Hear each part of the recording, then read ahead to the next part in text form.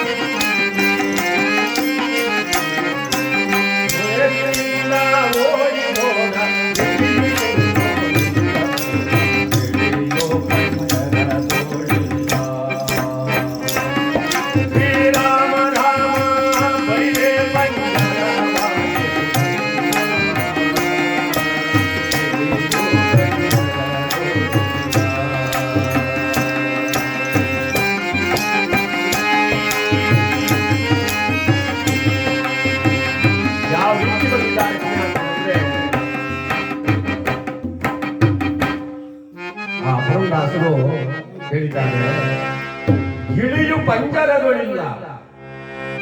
ಅಕ್ಕನಿನ್ನ ಮಾತು ಕೇಳಿ ಚಿಕ್ಕದೊಂದು ಗಿಳಿಯ ಸಾಕಿದೆ. ಅಕ್ಕನೇನಿಲ್ಲದ ವೇಳೆ ಆ ಬೆಕ್ಕು ಕೊಂಡು ಹೋಯಿತಲ್ಲೇ. ಬೆಕ್ಕು ಅಂದ್ರೆ ಆ ಯಮನನ್ನ ಬೆಕ್ಕಿಗೆ ಹೋಲಿಸಿದ್ದಾರೆ. ಆ ಯಮರಾಯ ಕರ್ಕೊಂಡು ಹೊಂಟೋಗಿದ್ದಾನೆ. ಪ್ರೀತಿಯಿಂದ ಆಸೆಯಿಂದ ಏನೇನೋ ಕಲ್ಪನೆಯನ್ನು ಕಟ್ಟಿಕೊಂಡು ಏನೇನೋ ಆಸೆಯನ್ನು ಇಟ್ಟುಕೊಂಡು ಏನೇನೋ ಭಾವನೆಗಳನ್ನು ನಾವು ಇಟ್ಟುಕೊಂಡು ನಮ್ಮ ತಾತ ಹಂಗಿರಬೇಕು, ನಮ್ಮ ತಾತ ಹಿಂಗಿರಬೇಕು, ಇನ್ನು 10 ದಿವಸ ಬದುಕಿರಬೇಕು, ಇನ್ನು 4 ದಿವಸ ನಮ್ಮ ಕಣ್ಣು ಮುಂದೆ ಅವ್ರು ಇರಬೇಕು. ನಮ್ಮ ಆಸೆಗೆಲ್ಲ ಮಣ್ಣನ್ನ ಹೆರಿಸಿ ಪ್ರೀತಿಯನ್ನು ತೋರಿದಂತ ಆ ಗಿಳಿಯನ್ನ ಕರ್ಕೊಂಡು ಹೊರಟಿದ್ದಾರೆ. ಅದೇ ಒಂದು ಕಡೆ ಹೇಳ್ತಾರೆ, ಈ ಶರೀರವನ್ನ ಒಂದು ಬಿಂದಿಗೆಗೆ ಹೋಲಿಸಿದ್ದಾರೆ, ಒಂದು ಮಡಕೆಗೆ.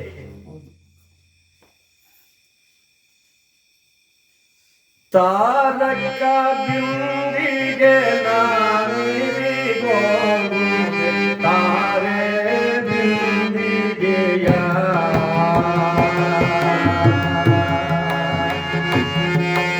ತಾರಕ ಬಿಂದಿಗೆ ನಾನಿರಿಗೋರುವೆ ತಾರೆ ಬಿಂದಿಗೆಯ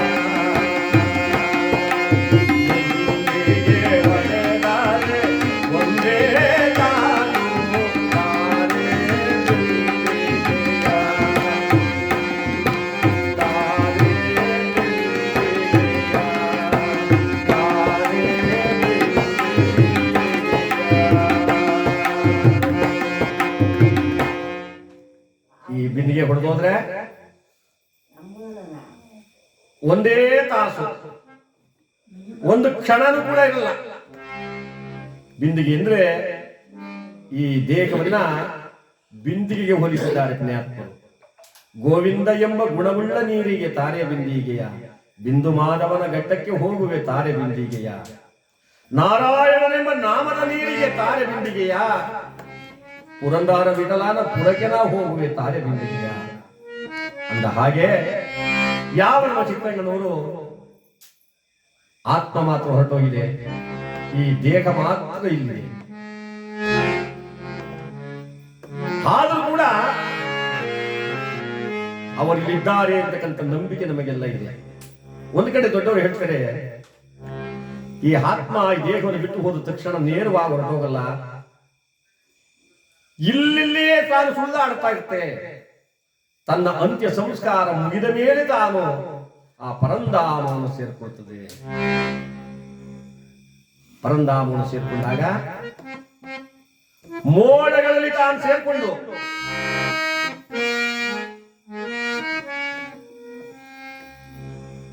ಗುಡುಗು ಮಿಂಚಿನ ಹಾರ್ಪಟಕ್ಕೆ ಸಿಲುಕಿ ಅಲ್ಲಿ ನೋವನ್ನ ಸಂಕಟವನ್ನ ಈ ಆತ್ಮ ಅನುಭವಿಸುತ್ತೆ. ಎಲ್ಲಿ? ನಭೋಮಂಡಲದಲ್ಲಿ. ಆ ಗುಡುಗು ಮಿಂಚು ಆರ್ಭಟದಿಂದ ನೊಂದು ಬೆಂದು ಕಡೆಗೆ ಹಲವು ಶಾಖ ಉತ್ಪತ್ತಿಯಾಗಿ ಮಳೆಯ ಹನಿಯಾಗಿ ಈ ಭೂಮಿಗೆ ಸುರಿಯುತ್ತೆ. ಈ ಭೂಮಿಗೆ ಸುರಿದಾಗ ಎಲ್ಲೋ ಕಾಡಿನಲ್ಲೋ ಮರಗಿಡಗಳ ಮೇಲೋ ಎಲ್ಲೋ ಈ ಆತ್ಮ ಆ ಮಳೆ ಹನಿಯಾಗಿ ಸೇರ್ಕೊಂಡಾಗ ಹಕ್ಕಿ ಪಕ್ಷಿಗಳಾಗಿ ಅಥವಾ ಕಾಡು ಮೃಗಗಳಾಗಿಬಿಡುತ್ತೆ.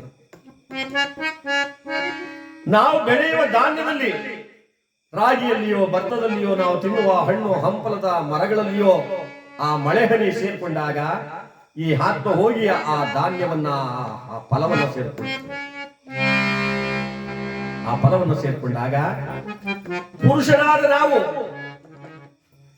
ಆ ಫಲವನ್ನು ಊಟ ಮಾಡಿದಾಗ ಮೈಯಲ್ಲಿ ರಕ್ತವಾಗಿ ಅದು ಪರಿಚಲನೆಯಾಗಿ ಆ ರಕ್ತದಿಂದ ವೀರ್ಯಾಣು ಉತ್ಪತ್ತಿಯಾಗಿ ಆ ವೀರ್ಯಾಣು ಉತ್ಪತ್ತಿಯಾದಾಗ ಯಾವ ಸಂಭೋಗ ಮಾಡಿದ ಒಂದೇ ತಿಂಗಳಿಗೆ ಸಾವಿರಾರು ಕ್ರಿಮಿಗಳು ಆ ತಾಯಿ ಗರ್ಭದಲ್ಲಿ ಸೇರ್ಕೊತ್ತವೆ. ಆದರೆ ಒಂದೇ ಒಂದು ಜೀವಿಗೆ ಮಾತ್ರ ಜನ್ಮ ಕೊಡಲು ಸಾಧ್ಯ. ಈಗಲೂ ಕೆಲವರು ಹೇಳ್ತಾರೆ, ಅಕಸ್ಮಾತ್ ಆಗಿ ಎರಡು ಉಳ್ಕೊಬಿಟ್ಟಾಗ ಅವಳಿ ಜವಳಿ ಆಗ್ಬಿಡ್ತವೆ. ಆ ಒಂದು ವೀರ್ಯಾಣು ಒಂದು ತಿಂಗಳಿಗೆ ಸರಿಯಾಗಿ ಮಾಂಸದ ಮುದ್ದಿಯಂತಾಗಿ, ಎರಡನೇ ತಿಂಗಳಿಗೆ ಯಾವ ಭಗವಂತ ಆ ಜೀವಕ್ಕೆ ಒಂದು ಕಳೆಯನ್ನು ಕೊಡ್ತಾನೆ, ಮೂರನೇ ತಿಂಗಳಿಗೆ ಆ ನರನಾಡಿಗಳನ್ನ ತಾನು ಜೋಡಿಸಲು ಶುರು ಮಾಡುತ್ತಾನೆ. ಐದನೇ ತಿಂಗಳಿಗೆ ಮೆದುಳನ್ನ ತಾನು ನಿರ್ಮಾಣ ಮಾಡಿ, ಆರನೇ ತಿಂಗಳಿಗೆ ಕೈಗಳನ್ನ ಕಾಲುಗಳನ್ನ ತಾನು ಚಲವನ್ನು ಕೊಟ್ಟು, ಏಳನೇ ತಿಂಗಳಿಗೆ ಆ ಚಲನಗತಿ ಶುರುವಾಗ್ತಾ ಇರುತ್ತೆ ಮಗುವಿಗೆ ತಾಯಿ ಗರ್ಭದಲ್ಲಿ. ಕೆಲವರು ಈಗಲೂ ಮಾತಾಡ್ತಾರೆ ನೋಡಿ, 7ನೇ ತಿಂಗಳಿಗೆ ಮಗ ಆಡ್ತಾರಲ್ಲೇ. 8ನೇ ತಿಂಗಳಿಗೆ ಸರಿಯಾಗಿ ಭಗವಂತ ಜ್ಞಾನೋದಯವನ್ನ ತಾನು ಕೊಟ್ಟು ಬಿಡ್ತಾನೆ. ಯಾಕೆ ನೂಕಿದೆಯೋ ಈ ಜಾಲದ ಜಗಕ್ಕೆ,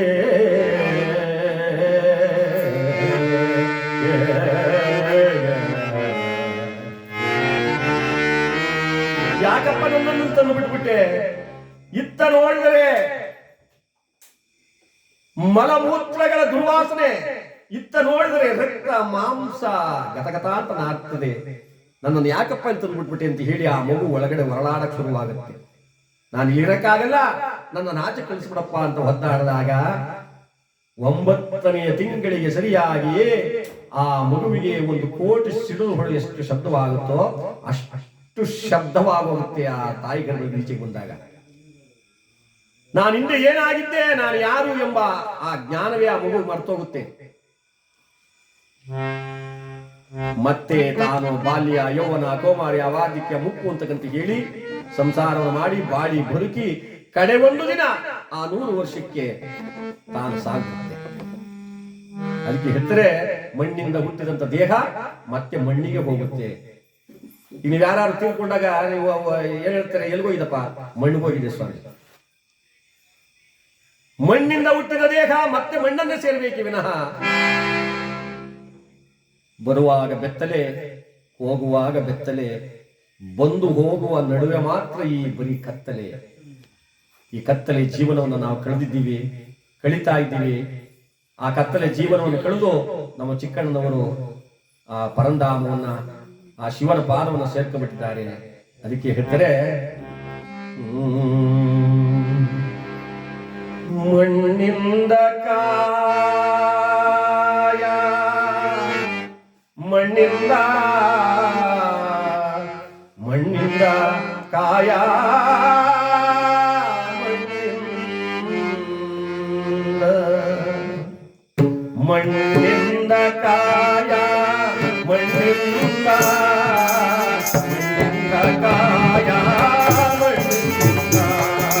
ಮಣ್ಣಿಂದ ಕಾಯ ಮಣ್ಣಿಂದ